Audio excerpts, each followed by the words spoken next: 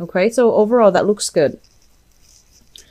The sixth house deals with your health, your work, and also the daily routine. Okay, and we have here the Three of Cups. So first of all, the Three of Cups, as it relates to your work, there might be some type of I want to say like it's like this is a card about group acceptance when it's in the upright position. When it's in the reverse position, it's like a little bit of catty energy surrounding coworkers not getting along, and then one person, you know, comes to you with their grievances around about the other person, and then the other person coming to you with grievances, and vice versa. So I feel that you're kind of like caught in the crossfires of people falling out in your work environment. Because you're also the suit of water, I feel that you can also be embroiled in this. So be very, very careful about, you know, work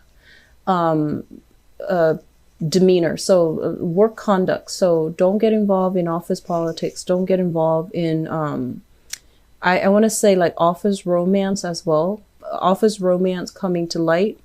So like people catching wind that you are potentially involved with somebody that you're not supposed to be involved with in your work environment. And also just overall cattiness and gossip. Just be careful and to avoid that. Okay, lay low. Just don't get involved when people want to. If people want to vent about a fellow coworker or a boss or whatever it is, just let them vent. Don't chime in and don't offer anything. Okay, I feel like it can backfire, so be very careful. The entire three cards here are all major arcana, so I feel that their energy, you know, I read them in relations to one another.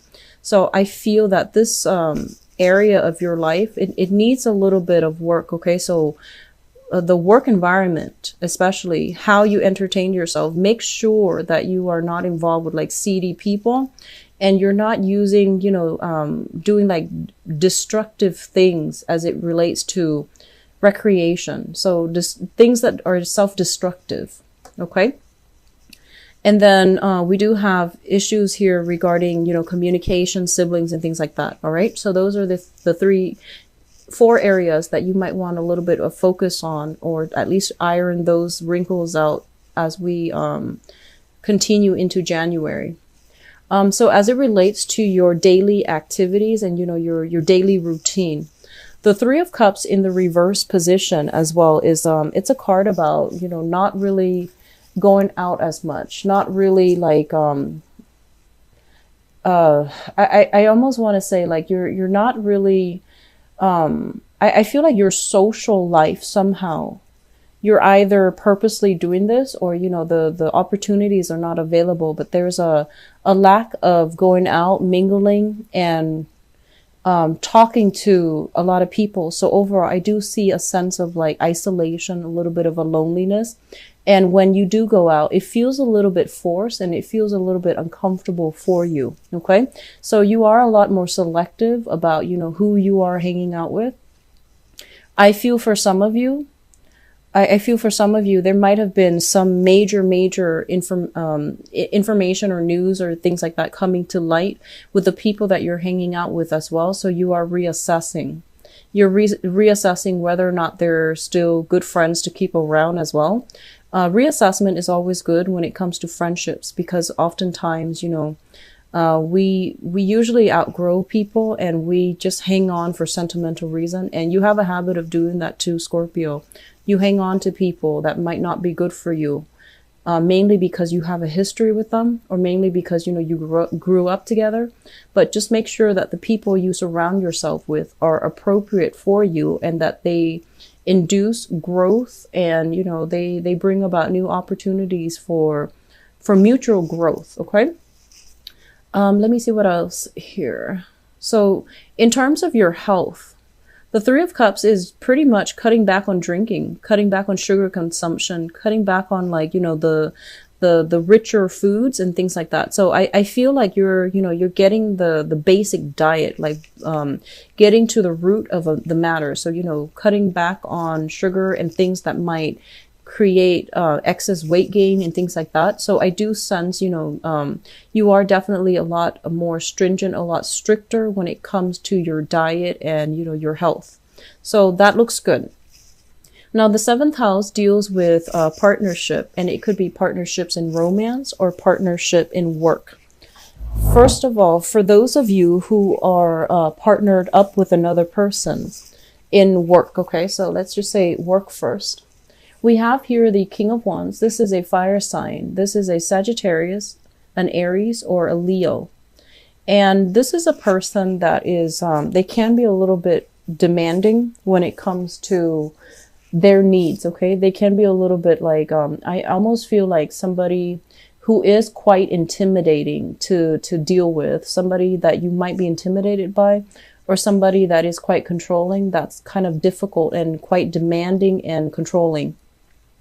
So this energy, as it pertains to a work partnership, I do feel that this person is looking at other avenues to make money. And I feel that they're scoping out new territories without consulting you. So I do sense as well that, they might want to leave the partnership, or they might want to like check elsewhere. So they're saying somebody with the wandering eyes. So I feel that this can also relate if you are dealing with this person as a romantic partner. So for those of you, and this is it's gender neutral, so this can be a male or a female. If you're dealing with this person, I feel like somehow for the majority of this month, they might be in the picture at the beginning of the month, and then they might be out of the picture by the end of the month. So don't put all your eggs in one basket with this person. If it's somebody new that you've just met, which is, fire sign, sun, moon, or rising, Sagittarius, Aries, or Leo, don't put all your eggs in one basket with this person. They seem a little bit unreliable. It's almost as if they're looking at, greener pastures. It's almost as if they are emotionally checked out, and they're looking for excitement. They're looking for a lot of fun. They want to do things that they want to relive like their youth. So they're a little bit reckless and irresponsible. At their best, they can be very, very protective, very generous with their time and their resources. At their worst, though, I feel that, there are a lot of control issues here, and you don't like to be controlled by other people. So I feel like you both are working at cross purposes with one another. Okay. What I'm also feeling is this is an ideas person. This is a person with great plans, great ideas, but I feel that they don't really, take those ideas into the world in order to build them. So they expect other people to do it, and they don't want to get their hands dirty. So I feel like you're dealing with somebody like this as it relates to a work partnership or a romantic partner. Your eighth house deals with joint finances. So the eighth house is basically the psychic house. And just for the purposes of this reading, I want to simplify a little bit and see how it relates to you. But usually if there are important things that, if the card is important and it falls into a specific house, then I will mention it. But the eighth house and also the 12th house, those are both psychic houses. And so let's talk about this card. We have the sun in the reverse position. And as it relates to your joint finances, the sun in the reverse is basically expecting like a big financial windfall or some type of a big financial payout. And then when you actually get the news, it's a lot less than you're hoping for. Okay. So it's a little bit of a downer, and I apologize for that. But when it comes to joint finances, be very, very careful, especially if you are partnered up with this person right here. I feel like they are prone to exaggeration when, the reality sinks in. There might not be as much financial abundance as you had hoped, okay? And with the sun in the reverse as well, I keep seeing, this is a card, it represents children as well, and it links up, it's opposite your second house, which deals with children. I feel like a lot of expenditure is going towards the children. So, you and a partner, if you have joint, like, either joint custody or even like joint finances linked up together, there seems like, at first it seems like there's a lot of money, but then after you subtract all the expenditures as it relates to children, then I feel that there isn't a lot left over. So be very careful when it comes to spending overall. Okay. For those of you who are just, single and you have, share, like you live with another person and you share things with another person, either a roommate, even like family members, or even whoever it is that you are dealing with, it feels almost as if one person is not putting in their fair share of the responsibilities. So the responsibilities being their financial obligations. So somebody is falling short mainly because they're not practical when it comes to calculating and doing their budget. Okay, sitting down, doing their budget. This situation, they're saying, is going to clear up like within a month or so. But this is seems to me as if this is a sore spot in your chart right now. And if you let it fester, balance out whatever that financial obligation you share with another person, balance it out, sort it out. I do feel it's heavily related to children and things like that. So the ninth house deals with higher education. It deals with foreigners. It deals with foreign travel, as well as philosophy, religion, and things like that. We have here the King of Swords. And I feel like for those of you who are in school, this is a very, very good card. This is somebody that is very logical. They're very, very systematic. Their mind is very sharp. They have incredible critical thinking and problem solving skills. And so if you're in school, I feel like this is the energy that you are projecting. You're very methodical. And I do feel like a lot of you might be in the technical profession if you are in school. I do see a lot of people doing research, crunching numbers, or even doing statistical analysis. So I do see a lot of techies, and especially math people. In terms of like, as it relates to like philosophies, foreigners, and even foreign travel, there is this person in your life right now that is really expanding your horizon. So we have here a Aquarius, a Gemini, or a Libra, Sun, Moon, or Rising. And it can be male or female. The way that it shows up here is this is somebody who is, they're not an emotional person. They have a lot of questions. They're very inquisitive. They know a lot of things about a lot of things. And I feel that their energy is not one that is very laid back and receptive. Their energy is a little bit more confrontational. So they like verbal debates. They like, having philosophical discussions. And I feel that you're going to be communicating with this person heavily. And I feel like they might challenge as well. They might challenge some of the things that you have grown up believing. They might challenge, they might, force you to back up your claims. They might force you to like show them evidence and things like that.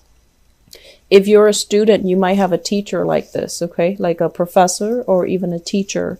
And so this is somebody, in order to get on his or her good terms, you want to like quote everything, cite everything, so that he knows that you're thorough, okay? Let me see, foreign travel. There is discussion about travel with this person. So however they appear in your life, there's a lot of discussions about travel with this Aquarius, Gemini, Libra, Sun, Moon, or Rising, and male or female. And it's very good for you. And I feel like it's going to be kind of like an outlet. So I feel that, if you while growing up, you might have wanted a lot of emotional, conversations. I feel that as an adult, the outlet in order for you to get this emotional gratification is to have these very, very philosophical discussions with another person. I do feel like that's going to really feed your emotional needs as an adult. Okay. So if the emotional aspect has been vacant grown up, I feel like you're compensating in this manner, and it's not negative or positive, but I feel like it's going to be quite different from what you're used to. And it actually can heal this aspect right here. Okay. So focus more on having these philosophical discussions, focus more as well. This is a very good card that basically means, for those of you who want to go back to school, this is a good card that it's basically a yes, because your mind is very sharp. And if it's not utilized, then it's basically wasted. So they're really encouraging encouraging you to go back to school, or even if you're kind of like at a loss for a career path and or even a work, you know, finding a work environment that's favorable for you, that will make you happy. I do feel like going back to school or working in an educational institution would be very beneficial for you. Okay. The 10th house deals with career, and it also deals with the father. So let me talk about the father first, because this is a big message coming through. So the 4 of Swords is a card about recuperation, you know, like after surgery, after some type of health crisis. Okay. So this is like overcoming that, coming out of surgery and getting the clean bill of health. So I feel that, you know, you might hear something about this as it relates to your father.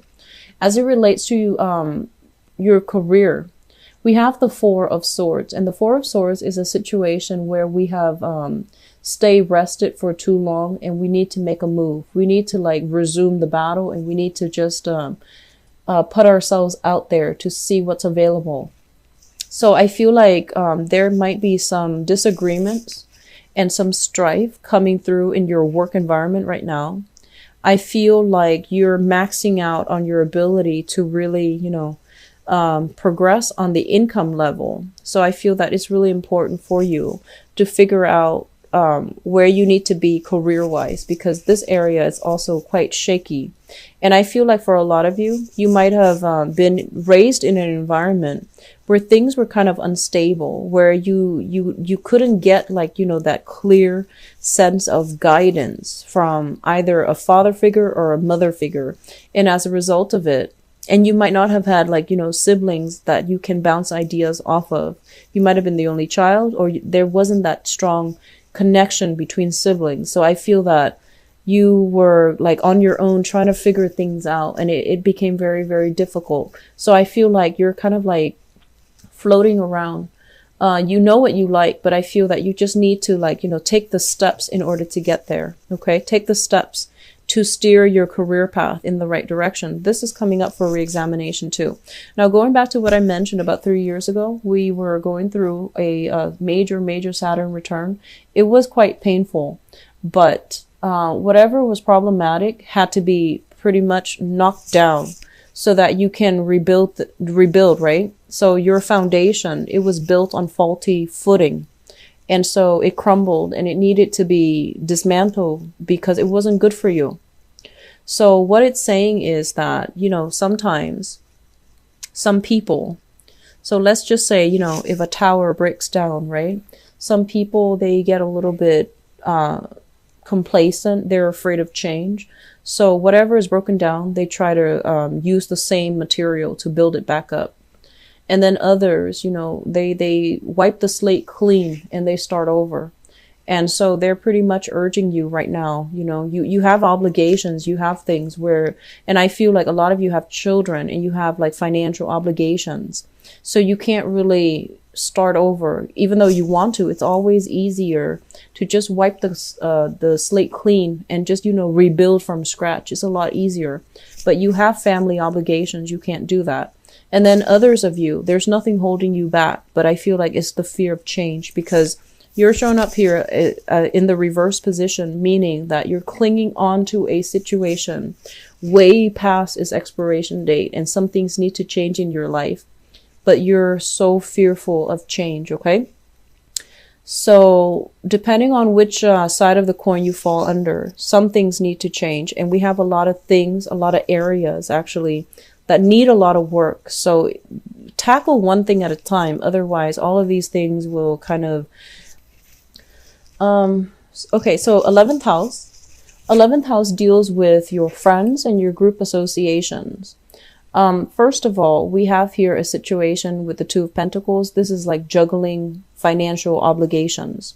I feel like for sometime this month, there might be a friend that might need your help, financial assistance. Okay. And I feel like, there might be a friend here that you are either lending money to, or you are reaching out to, I feel like you might be the one reaching out to, for financial assistance, or a friend is coming in to reach out to you for financial assistance. But either way, there's going to be news and things like that related to a friend. This is also a card about travel as well. So, traveling to see a friend, or even having a friend come to see you. So it looks very, very positive overall. As it relates to group associations, this is a card about you still reassessing. So I mentioned before, oftentimes group associations relate to things that are optional, right? So you want to ally yourself with groups, and even groups that have potential for professional networking. But the way that things are right now, I feel like with your value system, they need to be re-examined. So I feel like, you're still going through a major rebuilding process. You're trying to find your footing.